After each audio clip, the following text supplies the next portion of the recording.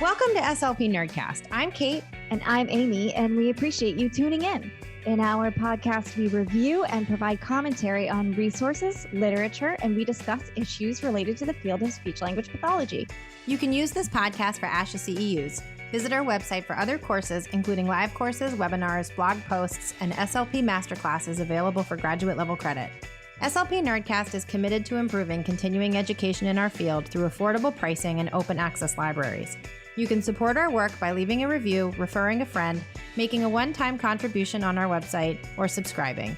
You can subscribe for as low as $7 a month and get access to monthly Q&A sessions, exclusive content, discounts, and a resource library of downloads, freebies, and printables.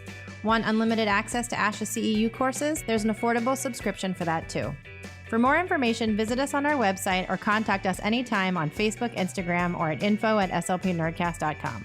We love hearing from our listeners, and we can't wait to connect with you. And just a quick disclaimer, the contents of this episode are not meant to replace clinical advice. SLP Nerdcast, its hosts, and guests do not represent or endorse specific products or procedures mentioned during our episodes unless otherwise stated. We are not PhDs, but we do research our material. We do our best to provide a thorough review and a fair representation of each topic that we tackle. That being said, it's always likely that there's an article that we've missed or another perspective that we haven't shared. If you have something to add to the conversation, please email us. We love hearing from our listeners. We have such an interesting topic to talk about today. We are here to discuss dysphagia or dysphagia. The jury's still out for me on which pronunciation is accurate. And telehealth, which just sounds so interesting. And as our listeners know, Amy and I work clinically in the field of AAC. So we brought in I'm going to call you our dysphagia correspondent today. We asked our coworker and fellow Nerdcast member, Tracy Callahan, to join us. Welcome, Tracy. Hi, thanks so much. I'm really excited to be here. We're excited to have you. We're excited to have you so that you can elevate this conversation. And I know it's going to be really, really great. We're also very excited to welcome Dr. Georgia Malandraki. Welcome, Georgia. Hi, everyone. Thank you so much for having me. Thank you so much for coming.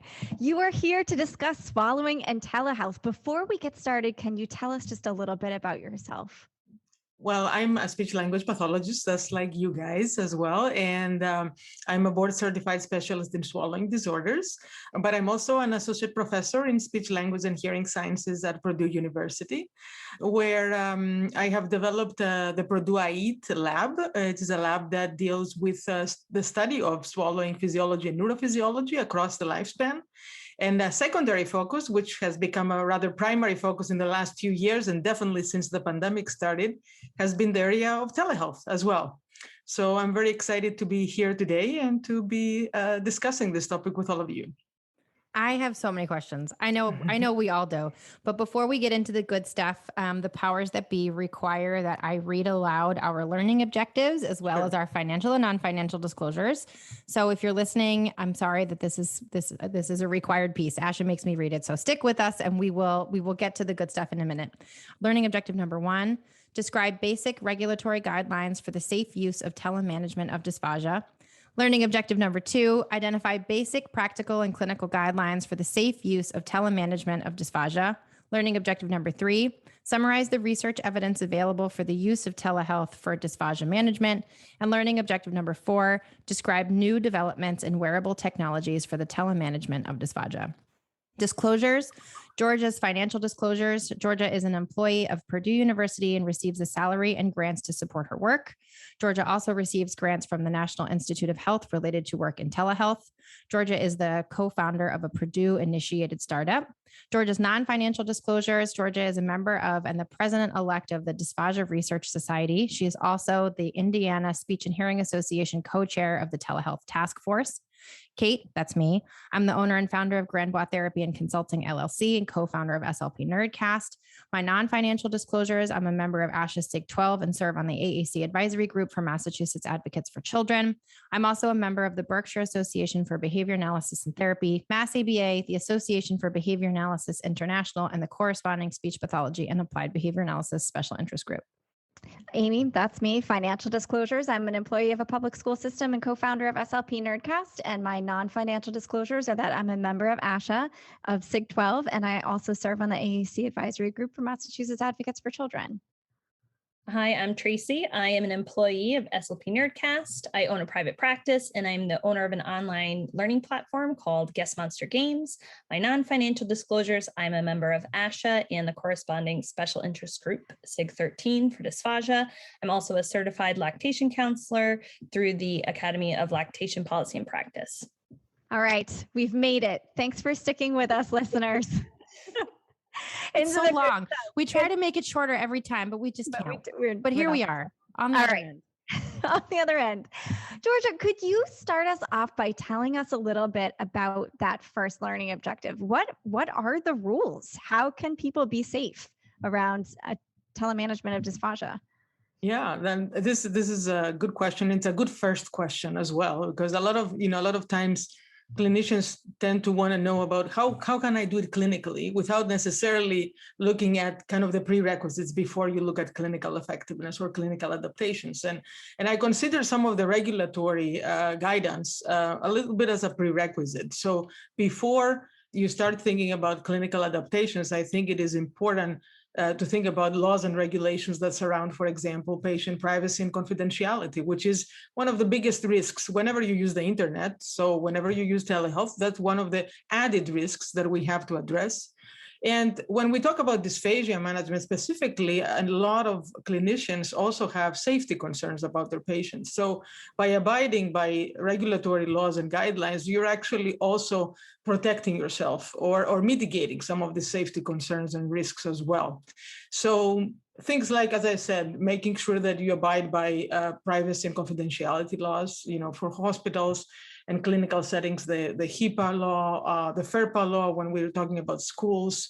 But also in addition to kind of this federal law, some states or even facilities may have their own regulations or statutes that you need to be aware of.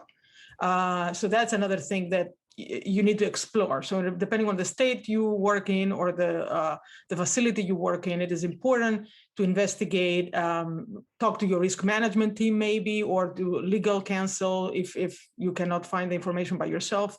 Talk to your state association or licensure board about what are some of the guidelines that may be state specific or facility specific for you, and then making sure that you abide by them. And I know that sounds very vague, but in reality, there are two ways to abide by those types of guidelines. One is by taking technical defenses, meaning making sure that you are using a secure platform, making sure you're using a secure storage space, secure network, and and these are things that hopefully an IT person or IT teams can help with.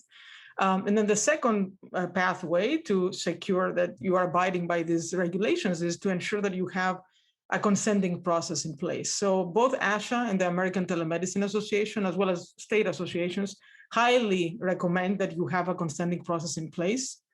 I personally prefer a written consenting process, but even in some facilities and states, even a verbal consenting process is fine.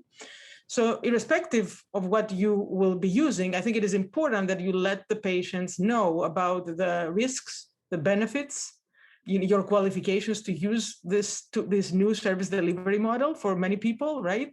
And also what steps you have taken to mitigate any of these risks. And once the patient hears those, if they accept to continue, that's going to be up to them. So I think those are the primary, very, very now in a very summarized overview way, right?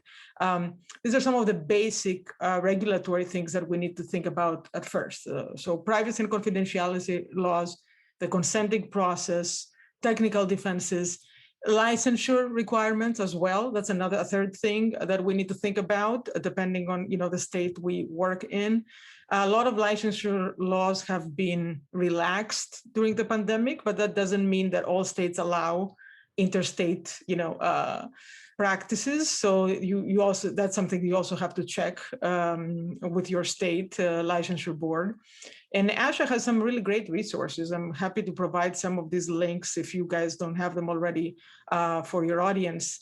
But they have some really great and constantly updated resources that they give for each state in terms of licensure. And then, of course, the other regulatory thing you have to consider is reimbursement. which is not negligible, as you all know, I'm sure, right? That has probably been the biggest hurdle. And again, I don't want to sound like an ASHA fanatic, but I do want to say that because of ASHA's efforts this past year, and some of the state associations' efforts as well, we finally were able to overcome, at least temporarily, some reimbursement hurdles as well. So things are a little better. We're still fighting to make things better for the future as well. So I would say those three big things are, privacy, confidentiality, licensure, and reimbursement. So those are kind of the regulatory things that you need to keep in mind and investigate before you jump into the actual service delivery and usage of it.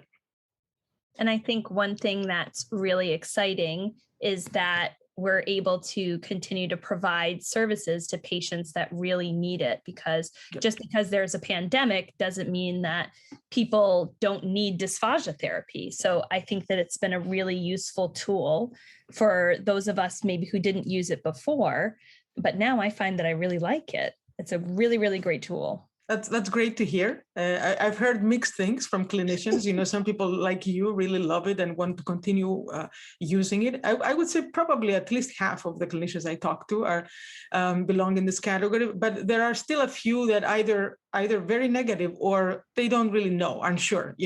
So I think it is a challenge for us to persuade more people towards all the positive things that can happen with the use of telehealth. And you're right, a lot of people can be very much helped, irrespective of where they live or their ability to move and their ability to come to you.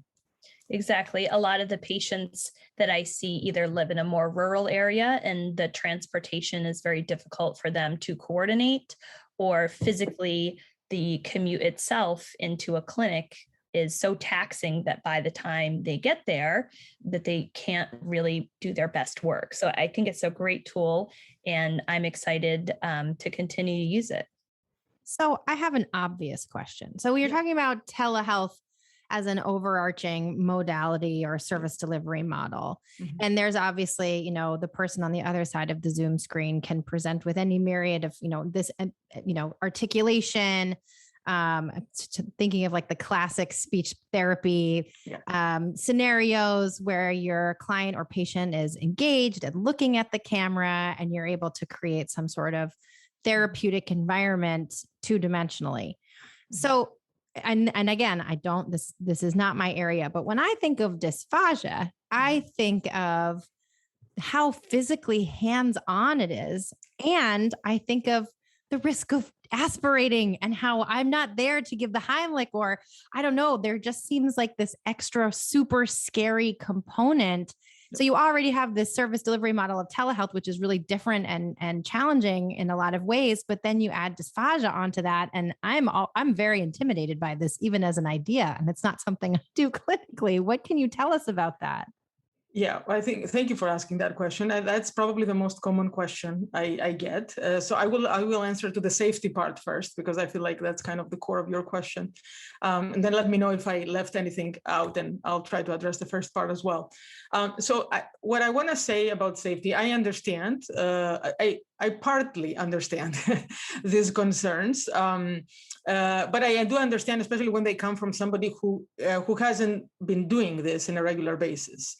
So I think for those of us who have been treating patients in a regular basis, in in-person settings, I'm talking about now, we all know that during any session, okay, even if it is delivered in person versus telehealth, whatever the service delivery model is, in any session that involves oral trials of foods and liquids, there's always a chance that a patient with dysphagia may aspirate, or in rare instances may even choke. But there is no evidence to suggest that risk is in any form higher during a session with a dysphagia clinician, an expert, versus during their everyday life when they eat and drink. There's no research that shows us that. And in addition to that, there's no research that shows us that during a dysphagia telesession, the risk is higher than during a dysphagia in-person session. So I think this fear is a little bit exaggerated. So if you ask a dysphagia clinician, how many times did you have to do the Heimlich? in an in-person session. I guarantee you, it's probably, unless they're working with a very specific, very advanced, severe type of population, it wasn't very frequent, right? Or it was extremely rare. The situations were that. I don't know, Tracy, if you have an answer once. Okay. So I would argue that just like in in-person sessions, in telehealth sessions, we are the professionals who can actually mitigate those risks. So for example, we are the ones who can decide, is it safe for this person to have oral trials? How can we make things safer? Can we have them perform oral care right before we start the oral trials? Can we choose what we are going to give them, the amounts and the volumes? This is something it's up to us to decide. And then in addition to those things, having a facilitator present is a very important thing when you are doing oral trials, especially with patients that you believe are at risk for aspiration. So there are some safety things that you can do, having a safety plan in place, which is actually usually a safety plan should be in place for all types of telesessions, not just for dysphagia telesessions. And it's a plan that basically just says, what are we going to do in the case of an emergency? So if you're not there to perform the Heimlich, so what will happen? So you have to have a safety plan in place that both the patient and their caregiver, or their aide or whoever is there with them, will have agreed to in the beginning of the session. This is typically part of the consenting process. So that has to be very clearly delineated. It's very similar to you and I being certified in CPR. That's a safety plan of the hospital and the clinic we work in, right? To be certified so that we can address an emergency situation. When you're not there, you have to have another safety plan in place. So that is important to have. But at the same time, I want to make sure that people understand that I don't want people to be so fearful of aspiration, first of all. Aspiration will happen. It happens with all of us, and it is what it is. Patients with dysphagia are at high risk for aspiration. Choking, of course, is something to try and prevent, of course, as much as possible. And that's why I'm saying we are the clinicians to decide what will happen in the session, how it will happen, when to stop, how to mitigate those risks as much as possible. Does that make sense? I think, Tracy, you had a question. Yeah. And when thinking about what we do for our dysphagia therapy that we would do in person, yes, it's very similar. Yes. So if I have a patient who is at a high risk for aspiration, I'm going to do oral care first, not just because it's on telehealth, and I found as I was doing more telehealth that there were a lot of more similarities than I initially thought. We would pick oral trials, what order we would do them in, the amounts that we would pick, the foods that we would pick. All of those things we would do in telehealth, we would also do if we were doing in-person therapy as well. Yes, exactly. And I think that kind of answers partly the first part of Kate's question about, I'm not there to touch the patient. I don't have, that fear that, you're not next to the patient or that's something that a lot of people are concerned about as well. But the reality is, as Tracy just mentioned, that a lot of the procedures we do are actually very hands-off. So for parts of what we do, we may need to touch the patient. When you do tracheostomy care, in TEP, things like that, you need to touch the patient. Or if you are going to do telehealth, you need to have somebody who is knowledgeable on the other end, and you are really counseling them on how to do specific things, right? So those types of procedures definitely require facilitators that have extensive training, if not clinicians, actually, not just facilitators, right? But for most procedures of the clinical assessment or teletreatment, we don't need to touch the patient. It used to be believed that you need to do laryngeal palpation. Well, there was work that came out of the University of Wisconsin a few years ago that said that laryngeal palpation is 50% accurate. You know what that means? That means that the fact that if I use laryngeal palpation to identify a swallow is by chance accurate. Sometimes I will identify it and sometimes not.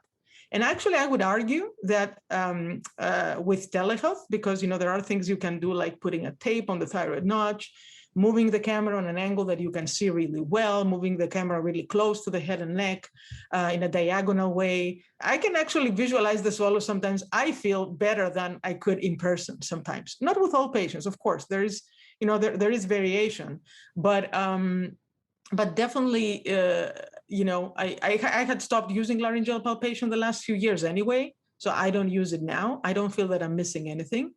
There are things you can definitely, it's better to do them in person, or you can get more information in person than you could get via telehealth. So there are definitely some things that you can do as well. But I think the majority of the items that we examine in a clinical assessment, and the majority, not all, but the majority of things that we do in treatment can actually be done, are very feasible. And we are finding through our research that are also reliable.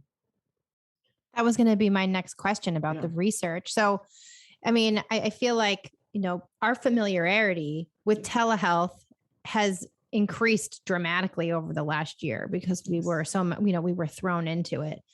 I have to assume that even just given advances in technology, the research on dysphagia and telehealth is somewhat recent. So what can you tell us about the evidence that's out there? Yeah, actually, the reality is that a lot of research, that we did have a lot of research evidence even before COVID-19 on the use of telehealth for dysphagia. A lot of that research was primarily focused on the reliability and validity of doing clinical teleassessments and how comparable they are with in-person clinical assessments. And the findings were pretty good, very rather positive. And a lot of that research came out of Australia, which is a massive country, very big country, and a lot of rural areas. So they don't have the reimbursement hurdles or the licensure restrictions that we have. So they have been using telehealth for quite a while. So most of it was international research. We had also offered some research locally here in the US, and some across international borders that showed that both clinical teleassessments and video fluoroscopy assessments are also feasible and reliable via telehealth when compared to in-person assessments. Yes.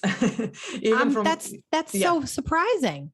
Oh, yeah. So there are research papers out there. I have at least 3 or 4 publications on that topic. And telefluoroscopy publications, we have at least 2 or 3 on this topic. The issue has been, I think, the reason why this research has never really been translated into clinical practice in the US and in most countries across the world, I believe has been, there are many reasons, but I think the main reasons relate to, the very strict regulations that we've had in this country. The other reason that I think is something for us researchers to think about more, and I think we now have thought about it a lot during COVID and have started acting on it, relates to the fact that most of research is done under very well-controlled research conditions. So it's not as easily clinically translatable. Like some of the studies that we were doing, we were using specialized cameras and specialized, very expensive equipment, and pan and tilt and zoom cameras and echo canceling microphones and, special headphones and echo canceling, headphones, and special microphones and, a lot of specialized types of equipment. We had very expensive infrastructure. We spend a lot of time doing trainings of facilitators, that all the trainings were in person. So a lot of things that clinicians do not have available in their clinics. So it's very difficult. Even if the regulations were out there, it would have been a very difficult direct translation of the research. So that's I think, another hurdle that we had to overcome. And then I think the third piece, which I'm understanding how important it is after having talked to probably hundreds of clinicians in the past year, I would say, on this topic, is that fear that you explained earlier, that fear of aspiration, of choking, of not being close to the patient, which I'm hoping we've persuaded the audience that it's not I don't want to say it's not a logical fear. I understand it, but it's a little bit of an exaggerated fear that I think with training and knowledge, it's a fear that can be overcome, and with adequate preparation. But I think those other two problems, and that's why that research was not clinically translated yet. Now, what I want to add here is that during the pandemic, I think we all realized, researchers that have done this work before as well, we all realized that we need to try and build the evidence under today's conditions. And actually, today's conditions, the pandemic conditions, are much more naturalistic. Meaning, the first few months of the pandemic, we were confined in our homes, the clinicians. The patients were confined in their homes, right? We wanted to keep providing services. So the only way to do it was to do it with whatever technology was available, whatever internet connectivity was available, providing all the training online because that's all we had, right? And see how it works. And we have some data that we got one of our papers that was published a few months ago was a collaborative study with Dr. Michelle Troche from Columbia University, New York City, that one of her PhD students led, and showed in a small scale, of course, because it was a proof of concept study, that even under very variable conditions, clinical teleassessments were still feasible and were still reliable, even during today's conditions. So that type of research we need more of. We are continuing it, and I'm hoping that other teams are following as well, because we need more evidence under naturalistic conditions so that people can translate it clinically in a more rapid way. This is fascinating. Well, and we've talked a lot on here. We've had a lot of researchers on across the field and kind of talking about that need. So it's really exciting to hear that that's something that's already happening with dysphagia. And I think that also that type of real world naturalistic research is going to help make maybe some of those hesitant clinicians feel a little bit better too, because it's not just, with these optimal conditions, it's a bit more akin to like what you're actually dealing with as a clinician who's just treating in natural contexts.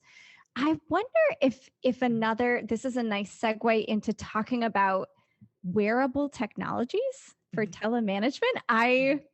I didn't know that this was a thing prior to working on these learning objectives. I'm super curious about this and maybe the number one, what are they? But number two, how might that help support a clinician who is providing teleservices in this domain?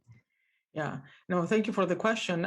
So I think so first of all, wearable technologies are, any type of, technologies that you can wear. It could be your smartwatch or some other specialized devices that are specifically designed for a medical reason that can monitor different types of data, biological data, biophysical data, and then transmit that data through a cloud server or by you sending the device back to your clinician for further interpretation and further guidance.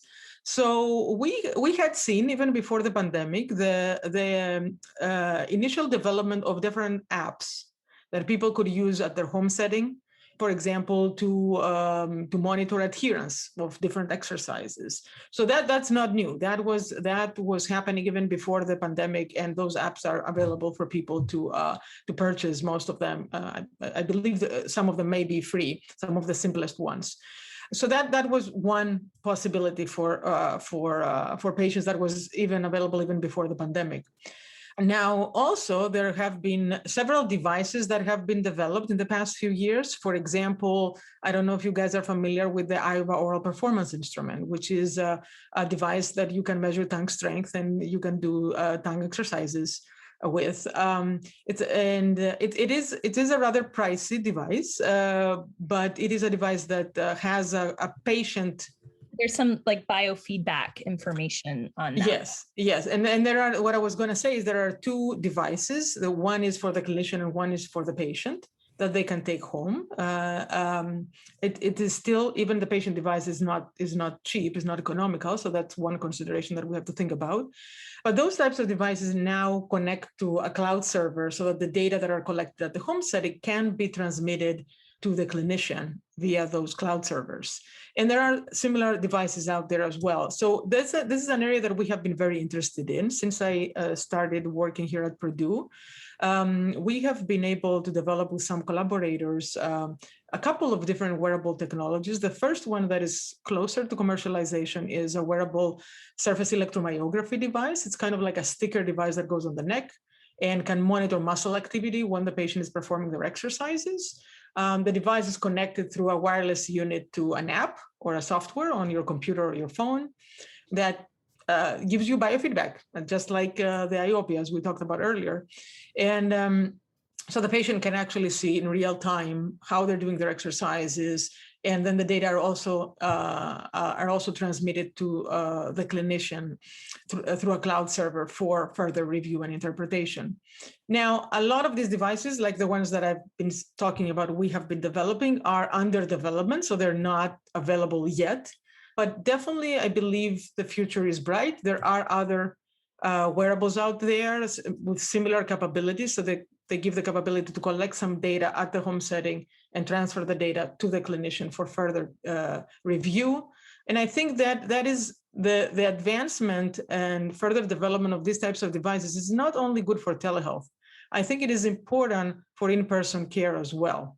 A lot of the treatments we have been doing with patients do not involve the use of biofeedback necessarily, or do not involve the use of accurate and reliable biofeedback. It's different when you use a mirror or a tongue depressor, that doesn't really provide an accurate read of the behavior, and very different when you actually use some objective data. And we need to be moving more as a profession to collecting more objective data during treatment and during evaluations, of course, in general. And I would say that's a very good advancement for both the in-person and the tele-management of dysphagia.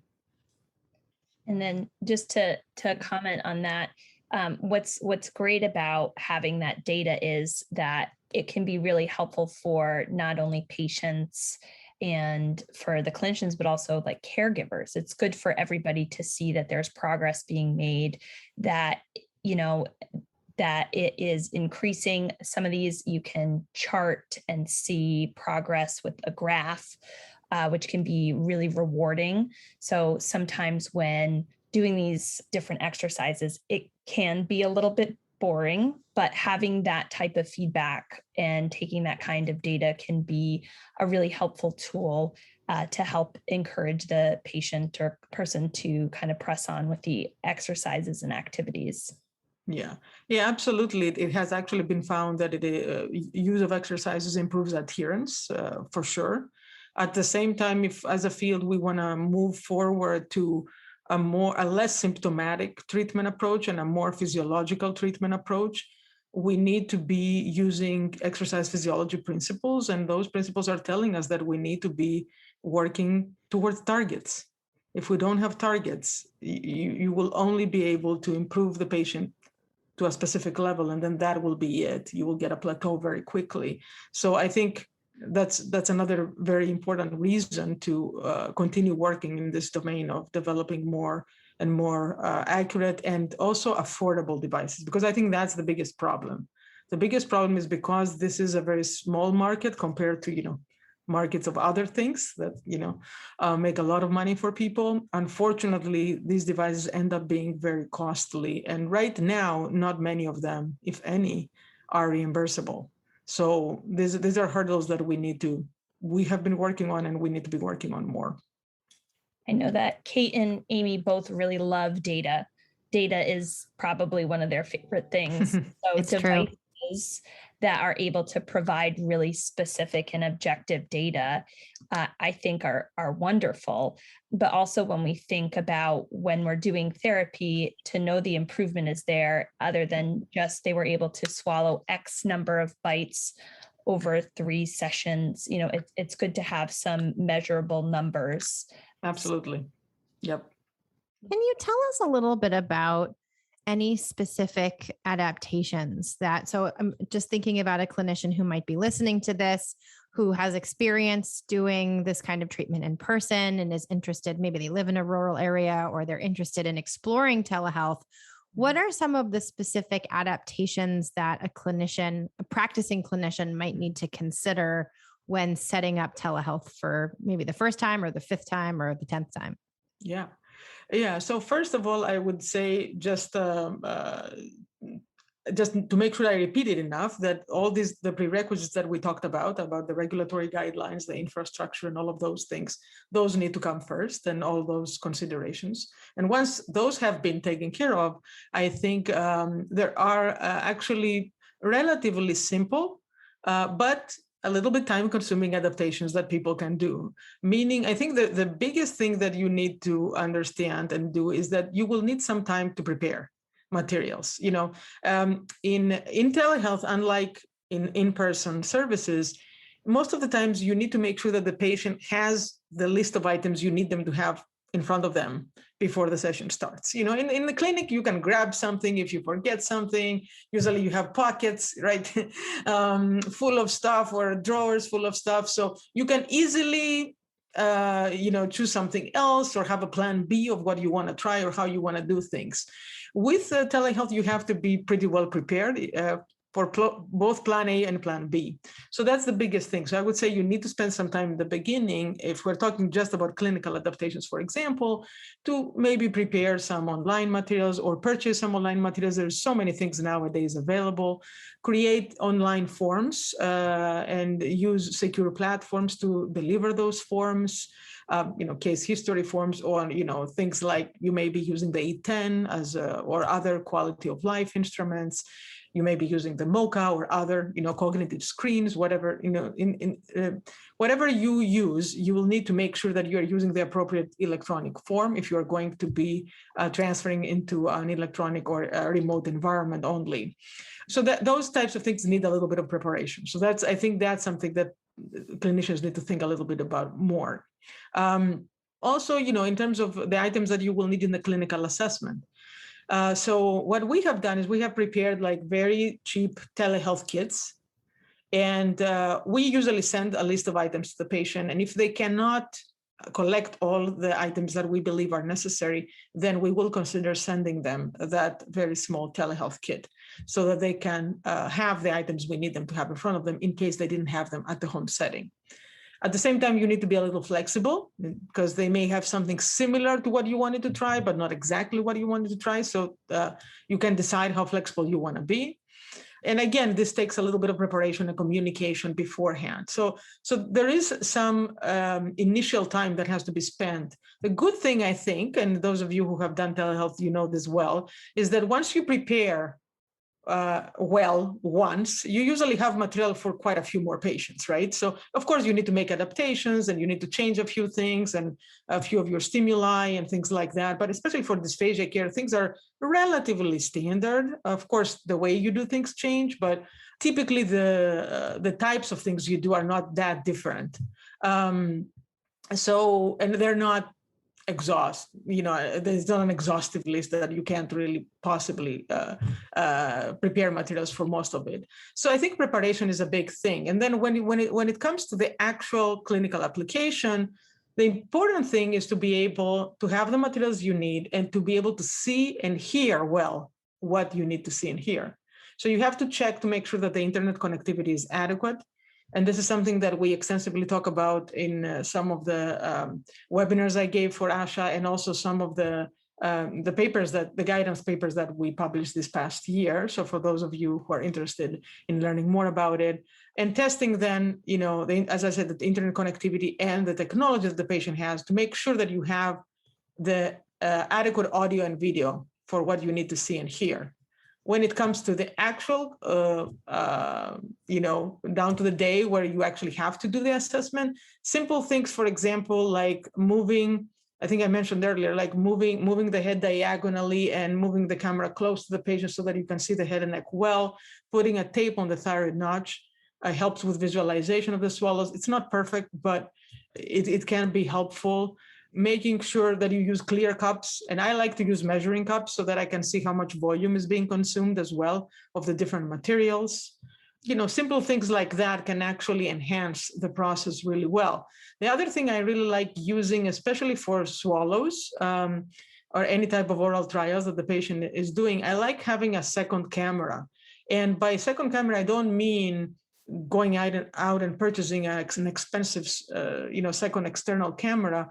But actually what we have been using during the pandemic, which we didn't believe it would work, but it worked really well, is just using a phone. So we would send the Zoom healthcare link to the facilitator, the caregiver, and they would also connect to the session as an extra participant through their phone. They would use that camera with our direction as a close-up camera. So, I could see the patient from their regular camera in the front view, and then I would have the caregiver's or facilitator's phone providing me the lateral views, the diagonal views, the views inside the mouth, things like that. So a simple solution like that really came out of necessity. We didn't know what else to use during the pandemic to make things more visible for us and better to visualize things better. And we tried it, and it actually works much better than some of the pan, tilt, and zoom cameras I was using a few years ago when I was doing telefluoroscopies. So it's technology has advanced so much in the last few years, and it's becoming more of our friend now in the area of telehealth. So those simple things, I would say, and I'll probably mention too many, but just to get an idea. No, more information is always better. There's no such thing as too many things. I'm wondering about the requirement of a facilitator. And you've mentioned caregivers a few times. Is this an adaptation or something that's different that you feel is a requirement for, or does the evidence say that it's a requirement for successful dysphagia intervention over telehealth? We don't have definitive evidence that says that it is absolutely necessary or not. We do have evidence that says that facilitators can get trained and can be very helpful.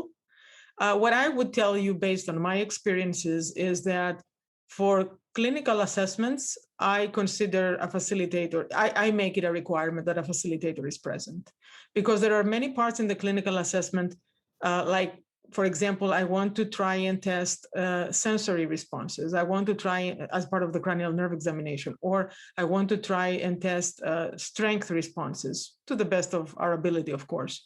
So the use of a facilitator for these types of things is very important. In addition to, of course, as I said earlier, it can be part of the safety plan. So it can give me peace of mind. So for clinical teleassessments, I do find them necessary, and I personally require them in our clinic.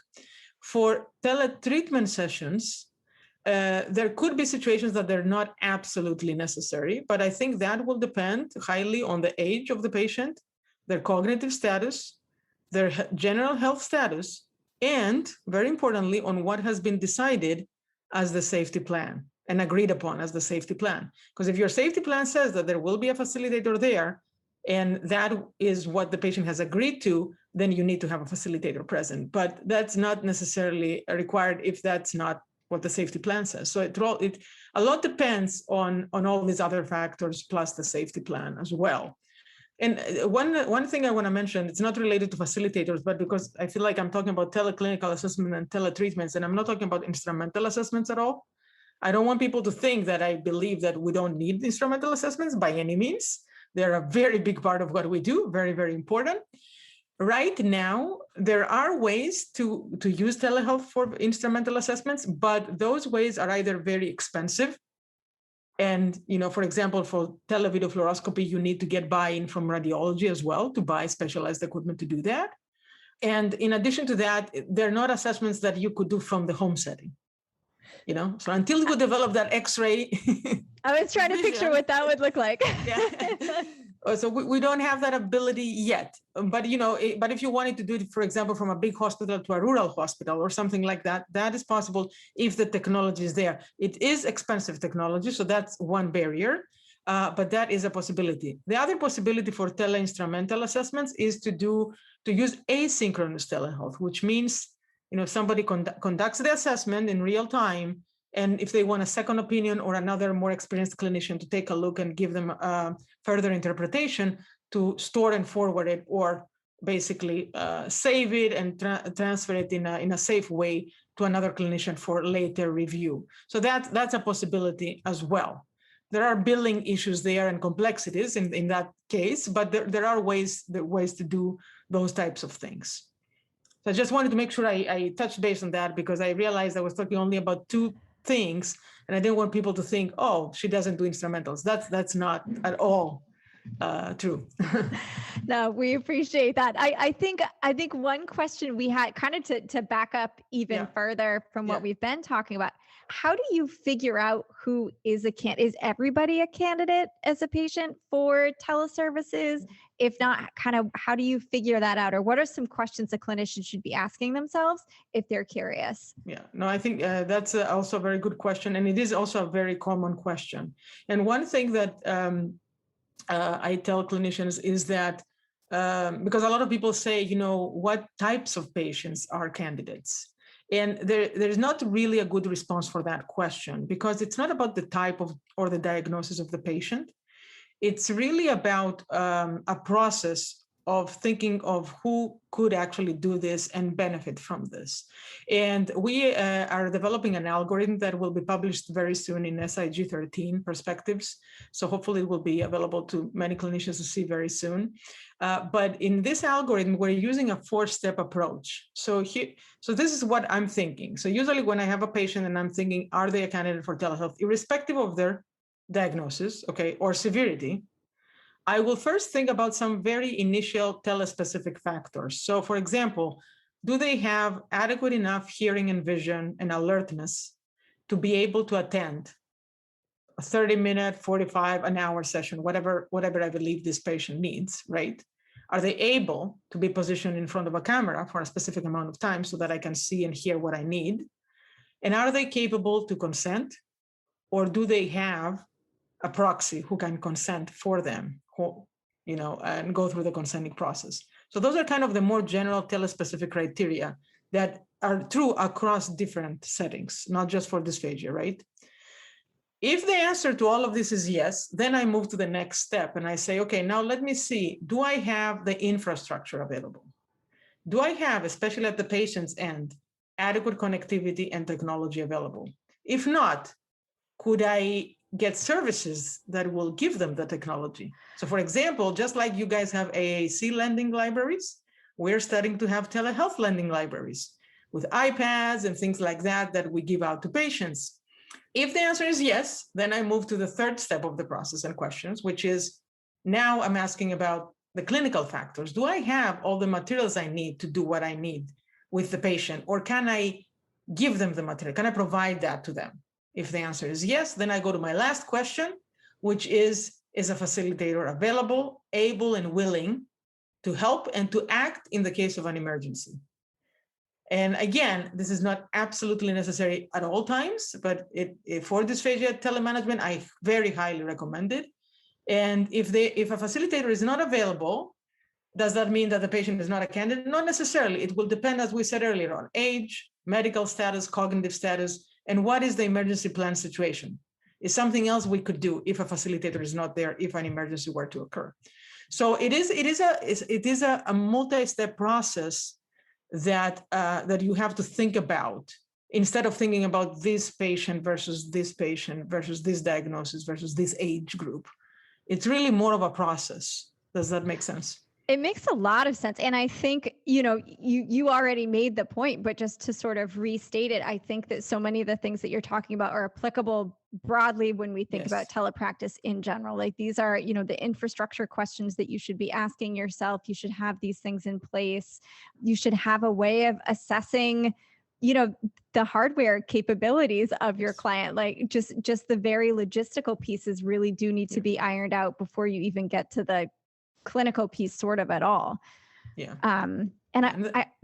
Sorry, go ahead. No, I was going to say, and that relates to that preparation that I was talking about earlier. That's part of it. You need to do possibly, a 5 to 10 minute trial session. You need to spend that extra time. I understand it's not always reimbursable. It's time and energy and all of those things. So I think another important consideration, and I think I talked about it, especially in the latest ASHA webinar, I think it is important for people who are really serious about it and want to make sure that they can use telehealth beyond the pandemic. They really need to think about, how do I fit this into my workflow? Because there will need to be some initial time and energy spent. But I think if you do that extra preparation in the beginning and incorporate the use of telehealth into your workflow already, then it will be much easier to sustain it long-term and beyond the pandemic. I believe that people that don't want to use it anymore are the people that didn't do the preparation. They jumped into it very quickly because they had to, and they realized it's a lot of extra steps, it's a lot of extra effort, and they didn't want to be doing that every time because they didn't put the preparation time in and they didn't incorporate it in their workflow in the beginning. So it's all, I think, part of that preparation time.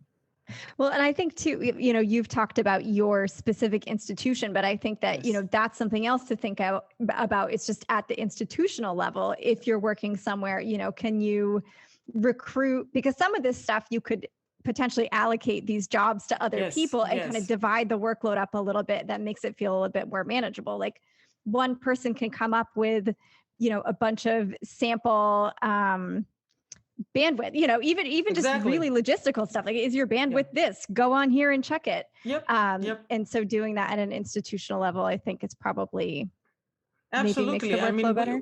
We actually for the testing of the connection, we had the receptionist in the clinic do that. We trained them. We spent a little bit of time with them and said, this is what you need to do. This is what you connect. You go to this website. You check. You ask the patient to do the same. You share your screen. We shared some steps with them, and they started doing it from then on. We had some graduate assistants do some other parts. So depending on where you are and what type of help you can have, definitely if you have help, that's great, and you can definitely allocate. Absolutely. And one thing that some people were concerned about was the extra time for the patient, but I've actually found that the patients that I have seen really appreciated that we took the time ahead of time to make sure that their connectivity was there, that they knew where they should be positioned, what equipment they should bring, and that they were given time to ask questions about how the whole process would work. Yes, absolutely. I find the same overall.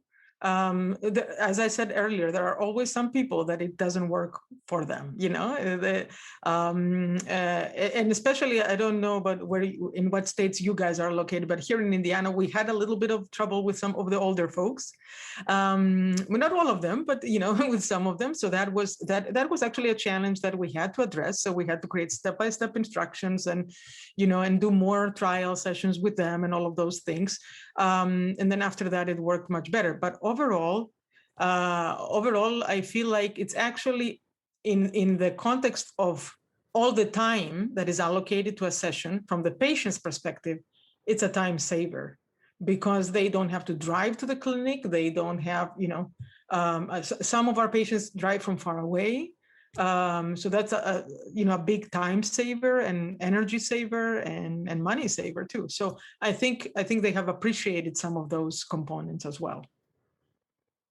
I wonder if you could walk us through maybe a potential session just for someone who is listening, who wants to think, we've got the lay of the land, the larger landscape, the safety precautions, some tips and tricks. But if you could go through a pretend session with us, maybe in sequence, I think that would be really interesting. Okay, I'll try. So is it a tele-evaluation or a tele-treatment session? Oh, gosh. Doesn't matter. You pick. Dealer's choice. Okay. Well, the big difference is if it is an evaluation session and it is the first time or one of the first times I'm meeting the patient, I will have spent about 10 to 15 minutes before to train both the patient and the facilitator on the safety plan. And it literally doesn't take more than 10 to 15 minutes for most situations. But I go through that because that's also part of the consenting process. And that's something that, with training, probably a graduate assistant or another assistant could possibly do in another clinic. But in the beginning, I usually try to do it myself, and the patients feel better that way. I'm also probably the fastest in doing so, going through that plan. It's a 2-page document. We go through it and we just say, this is, I'm explaining the risks and the benefits. I'm explaining our qualifications to do this. I'm asking them if they're willing to do it after I explain everything. So the part of the consenting process. And then I'm telling them that just like any other medical procedure, there are some safety things that we need to talk about. So I talk to them about any safety concerns they may have about these risks. I answer any questions they have. And once they agree, after that, we're ready to start with a clinical session. That can happen right away, or it could be another day that is being planned. If it is another day, the only thing is before you start the session, you want to remind them, do you remember the emergency plan? What is it? What did we decide? Who's going to call 911? Ask some of those safety questions. Take 2 minutes, literally, no more than that, I promise. And then after that, and that's something we ask in the beginning of every session, eval or treatment, okay? And then after that is answered and we are set that everybody knows their roles in the case of an emergency, then we can start with the actual session. For the clinical evaluation, we start with an interview process, a case, just like you would start in person in clinic, right? Usually they will have completed a form. So we use that form to go through the responses, make sure they're accurate, ask any clarification questions. And then we start with the cranial nerve assessment. Also, if they have done any other questionnaires, we will also go through those questionnaires as well. We will do the cranial nerve assessment, and that's the part where the facilitator will also be very helpful. Then we will do the oral trials, and then at the end, we will spend 10 to 15 minutes to kind of summarize what we saw. I usually record part of that session. I don't record all sessions. So you don't necessarily have to record session. Actually, it could be a breach of confidentiality if you record all sessions. So that's another thing that you need to check by state, reimbursement agency and all of that, and facility. But I do record some of the evaluation sessions because sometimes I'll go back and rewatch just to make sure that I captured all elements of the evaluation. But we spend the last 10 to 15 minutes to basically summarize what happened, what we saw. We usually tell them that we will tell them more things in the next session. If it's just an evaluation session, and ask if they have any more questions. How did they feel about this encounter? If there is anything we could change. So some tele-specific questions. And that's basically it. I don't know if I forgot anything. I probably forgot some of the cognitive screens and things like that we do. But those are usually part of the interview process in the beginning as well. And the treatment session is similar, but instead of the clinical evaluation steps you follow, you go through the different instructions for the clinical, for the treatment. We do have a lot of materials that we have prepared that we screen share with patients. So, for example, for the cranial nerve assessment, we have almost step-by-step pictures of what we want them to do. Now, of course, we are modeling it for them as well, but just in case they can't understand. Yeah. We have step-by-step instructions. We also have step-by-step instructions for the facilitator. So that's part of the preparation that has been done. So that's what that would look like. One thing that I think is really unique about doing the assessment through telehealth is you're able to visualize what the patient is actually likely to be sitting in, what their positioning is going to be. Yes. So in different clinics that I've worked in, we've had, very expensive therapeutic chairs with bands and pillows, and that's not realistic for most, if not all, of our patients at home. Absolutely. So it's good to have that as part of the process. So we can make sure that the patient is realistically going to be positioned appropriately. And if the positioning isn't working, it's really great to work with the caregiver in real time to troubleshoot that and figure out what we could do. Okay, could we bring in a box or a stack of board games or books underneath the feet to make sure that the patient is well supported? Or can we get some pillows for lateral supports? And I think that's just really unique to telehealth. I mean, also to home care, but thinking difference between a clinic, it's been really helpful, and families and caregivers have really appreciated that aspect. Yeah, I think that's a great point, Tracy. Absolutely. You are in the naturalistic environment. And in addition to all those things that you mentioned that are very, very helpful, especially in pediatrics. I know we haven't talked much about pediatrics, but hopefully a lot of the things we covered also will be relevant to your pediatric clinical audience. But also the fact that, for example, especially in pediatrics, the other thing that I have found very useful is that a lot of the materials have to be prepared by the caregiver at home before. So they are the materials that they have available, they would use in everyday life. They're not the materials that you just have in the clinic. So that's another way to generalize things much faster. I agree. Also thinking about different cultural foods that people might have at home. Absolutely. That we don't have. One of the big complaints that I used to get was that people wouldn't eat chicken, and the hospital would serve white meat chicken. And a lot of countries in the world do not believe that that is delicious. And so at home, they're having the darker meat chicken, or they're having part of the leg, or or the thigh. And, that's really different. Whereas, I can't go down to the kitchen and say, no white meat, please. I would only like to eat chicken for my trials today. It's really great to be able to have that available. And also if we're, working on eating crackers with a patient, but they're not eating crackers at home, then, it's not really a useful goal to work on. Yeah, absolutely. And, when we ask them to prepare like a list of items, a lot of times we will give them just examples of things that they have available. And it's I know the bad thing is we can't standardize across patients if each one is using their own thing, right? But the clinical assessment is essentially, of course, ideally you want to have as much standardized information as possible, and you can supplement that with standardized tools. But when it comes to oral trials, because food is such a personal experience and such a cultural experience, as you said, I think it actually has been very helpful to see what the different patients can come up with and what they want to try and how they do. So yeah, absolutely.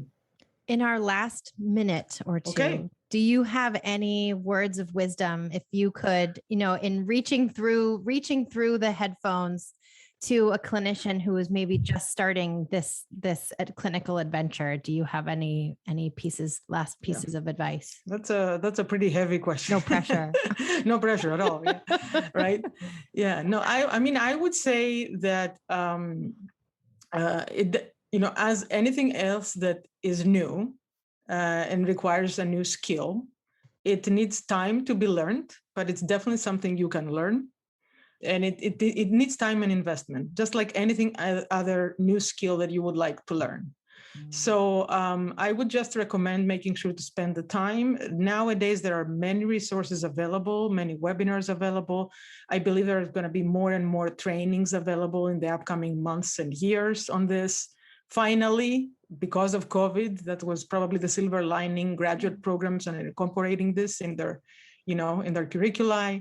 So I believe, there will be more and more resources. So I think if somebody, and there are resources out there, so I believe that if somebody's really interested, they just need to be patient and give themselves time, and the investment of time and energy and money will pay off if they're very serious about it. At the same time, I just want to reiterate that we do have research evidence. We're starting to have more research evidence under more naturalistic conditions. Because, I do hear a lot, there's no evidence. This is unsafe. This is that. If you don't have the knowledge, this is what you think. You fear of something that is unknown. So I want to reiterate that there is knowledge out there. There are guidance, there are guidelines, and there is some research. So just do your homework and take the time, and one day I think you will be very glad you did that. Those were wonderful last words. That was great. This whole conversation has been so wonderful. Thank you so much for joining us. This was so awesome. Yes, thank you. Absolutely. Thank you for having me. It's great. You guys asked great questions, and it was a great discussion. I appreciate having all of you here. Thank you. Believe me, the pleasure is on this side of the microphone for sure. This was really great. If anybody is listening and would like to use this episode to earn ASHA CEUs, you can do so on our website, www.slpnerdcast.com. All of the resources that were mentioned will be linked in the show notes. So if you've listened and you want to learn a little bit more, dig a little bit deeper, read a little bit more literature, all of those resources are available for you in your podcast player or your phone or wherever you're listening. And we're so glad to have you today, Georgia, and hope everyone learned something today. So thanks again. Very glad to be here. Thank you. Thank you so much for joining us in today's episode. As always, you can use this episode for ASHA CEUs. You can also potentially use this episode for other credits depending on the regulations of your governing body. To determine if this episode will count towards professional development in your area of study, please check in with your governing bodies, or you can go to our website, www.slpnerdcast.com. All of the references and information listed throughout the course of the episode will be listed in the show notes. And as always, if you have any questions, please email us at info@slpnerdcast.com. Thank you so much for joining us, and we hope to welcome you back here again soon.